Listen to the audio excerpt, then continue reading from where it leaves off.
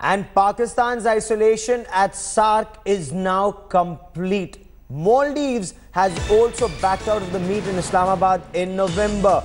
Government in Maldives cited cross-border terrorism as the reason. An official statement says Maldives condemns international terrorism, especially those that originate from outside. This is exactly what India had said. Nepal is the chair, Bhutan, Bangladesh, Afghanistan, Sri Lanka, now Maldives.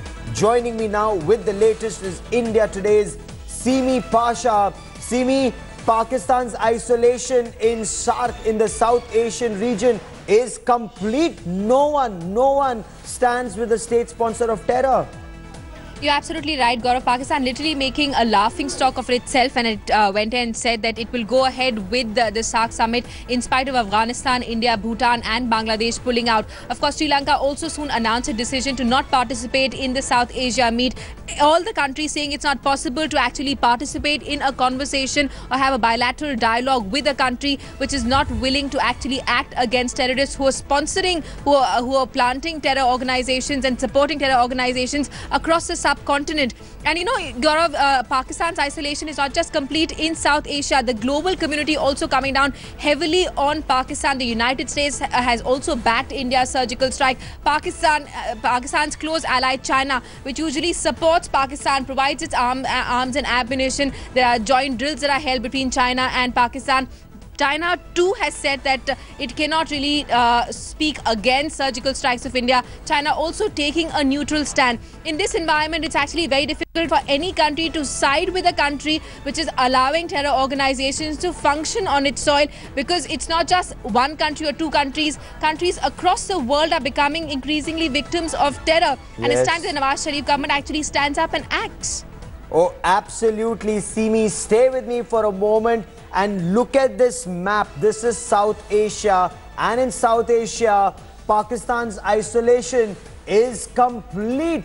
Afghanistan, that's a neighbor of Pakistan. They've opted out. India, a neighbor, took the lead in opting out. In fact, India, Afghanistan, Bangladesh were the first to opt out.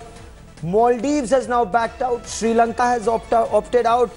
Maha Siddiqui joins me for more. Maha, you watch foreign policy very closely. What does this mean for Pakistan? What does this mean for this entire region? Every country has opted out of SAARC in Pakistan.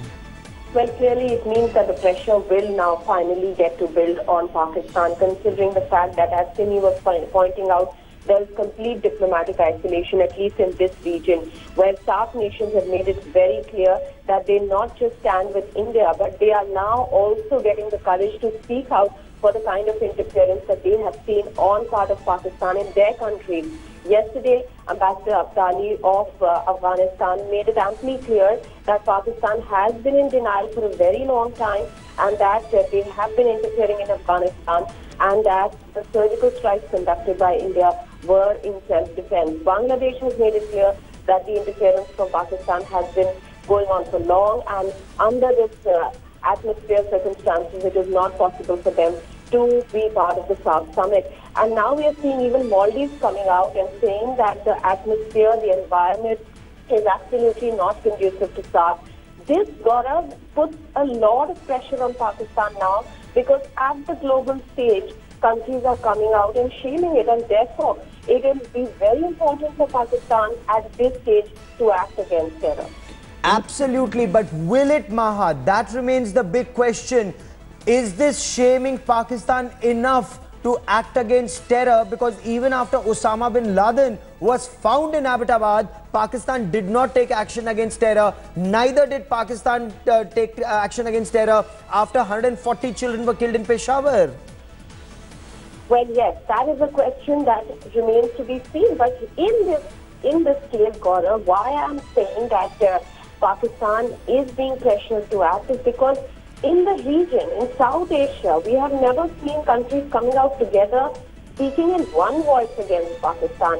There have been incidents where people have spoken out against Pakistan at different stages. Afghanistan has its own issues, Bangladesh has its own issues, India has its own issues. All countries have spoken out at different times, at different venues, and at a different stage.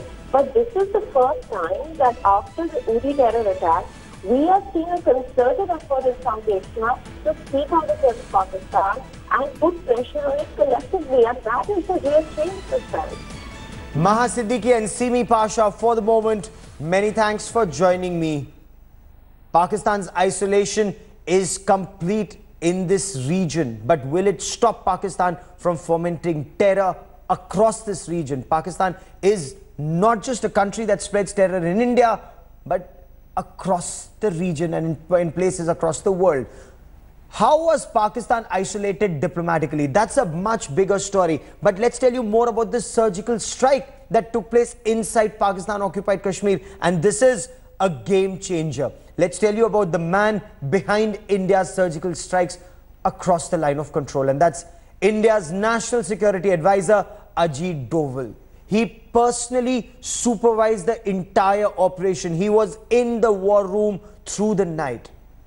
Who's his policy of offensive defense? It's paid off yet again. Take a look at the legend of Ajit Doval.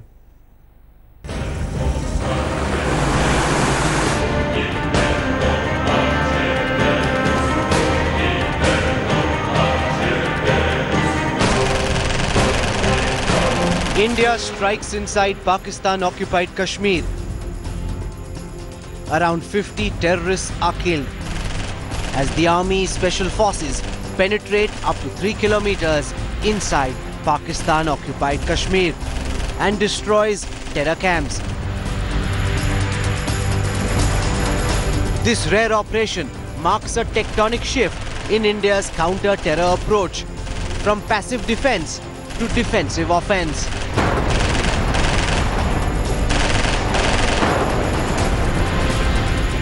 This new doctrine, authored by National Security Advisor Ajit Doval. It advocates smoking the terrorists out of their hideouts wherever they exist and destroy them ruthlessly. This is how India's NSA explains his counter-terror approach. One is the defensive offense, that is to defend ourselves. We will go to the place from where the offense is coming. Now when we come into the defensive offense, then we start working on the vulnerabilities of Pakistan. It can be economic, it can be internal security, it can be political, it can be their isolation internationally, it can be their this thing like that, of exposing their terrorist activities, or it can be anything. As the special forces carried out their strikes in Pakistan-occupied Kashmir,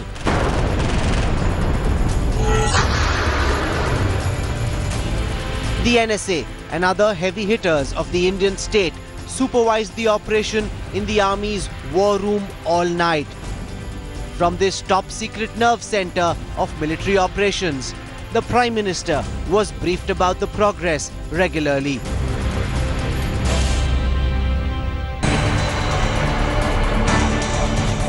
The operation ended successfully. Clearly, Ajit Doval's defensive offense changed the course of military discourse and response in India. The new approach is winning him numerous accolades. The political executive got a good national security advice, and good national security advice came from National Security Advisor. When Doval scripted a similar foray into Myanmar to hunt down militants in June last year, his hot pursuit left Pakistan fuming and jittery. Islamabad's ruling establishment bragged about its defences around terrorists and mocked Indian action in Myanmar. But Doval's defensive offence stands vindicated once again, this time across the LOC. The NSA comes with a formidable track record in his intelligence career. He spent 7 years as an undercover Muslim in Pakistan. मैं जब पैदा हुआ था तो मैंने कहा मैं बाद में कन्वर्ट हुआ. उसने कहा तुम बाद में भी कन्वर्ट नहीं थे. उसने कहा देखो पता है मैंने ये ऐसा क्यों कहा. मैंने कहा क्यों? उसने कहा क्योंकि मैं भी Hindu. Disguised as a rickshaw puller, he entered the Golden Temple to draw key information about Khalistani militants holed inside.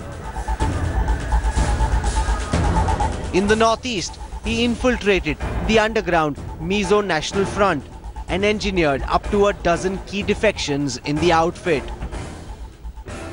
In Kashmir, Doval recruited rebels like Khabare as counter-insurgents. The list of Doval's accomplishments in anti-terror operations is long. No wonder he is called India's James Bond. Rahul Kamal in New Delhi, reporting for India Today.